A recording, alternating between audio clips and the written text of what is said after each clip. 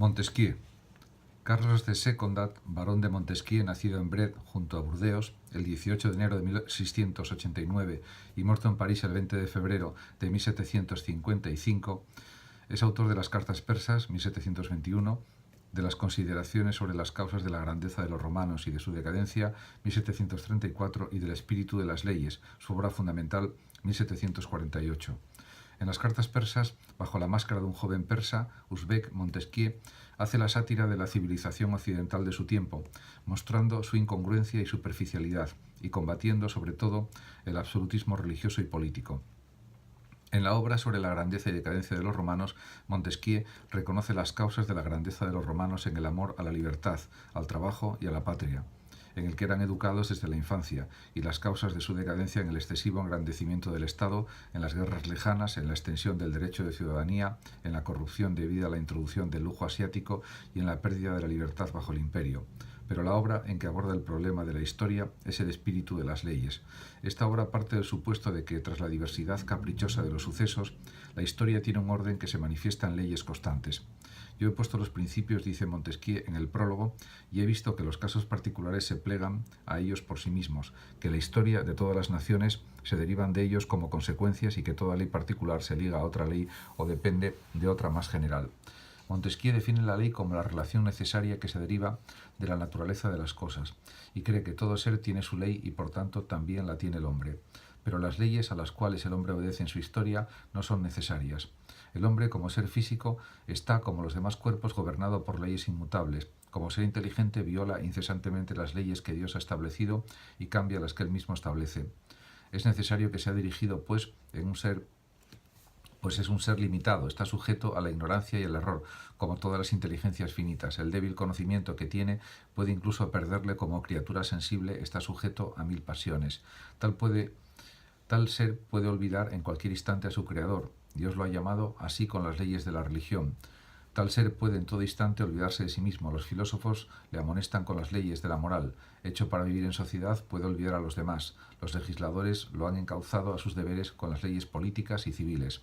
Desde este punto de vista es evidente que el orden de la historia no es nunca un hecho, ni un simple ideal superior y ajeno a los hechos históricos. Es la ley de tales hechos, su normatividad, su deber ser, al cual pueden acercarse y conformarse más o menos. Cuando Montesquieu fija los tipos fundamentales de gobierno, la república, la monarquía y el despotismo, y reconoce el principio de la república en la virtud, entendida como virtud política, esto es amor a la patria y a la igualdad, el principio de la monarquía en el honor, esto es el prejuicio personal o de clase, y el principio del despotismo en el temor, advierte.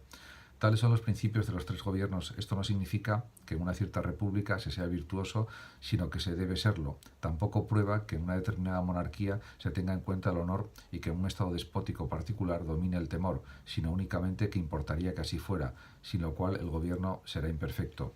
Este deber ser, que se repite incesantemente como exigencia intrínseca de todas las formas históricas de Estado, la reclama a su principio garantizando su conservación, pero también puede ser evidentemente descuidado y olvidado. La doctrina de Montesquieu trata de mostrar que todo tipo de gobierno se concreta y se articula en un conjunto de leyes específicas que se refieren a los más diversos aspectos de la actividad humana y constituyen la estructura del mismo gobierno. Estas leyes se refieren a la educación, a la administración de justicia, al lujo, al matrimonio y, en fin, a toda la vida civil. Por otro lado, todo tipo de gobierno se corrompe cuando falta su principio, y una vez corrompido, las mejores leyes se convierten en malas y se revuelven contra el mismo Estado.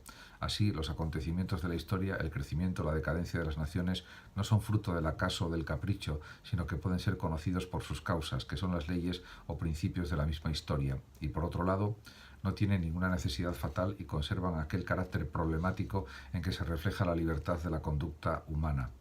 Montesquieu fue uno de los primeros que hizo resaltar la influencia de las circunstancias físicas y especialmente del clima sobre el temperamento, las costumbres, las leyes y la vida política de los pueblos, pero dista mucho de creer que respecto a tales influencias el hombre no pueda ser más que puramente pasivo.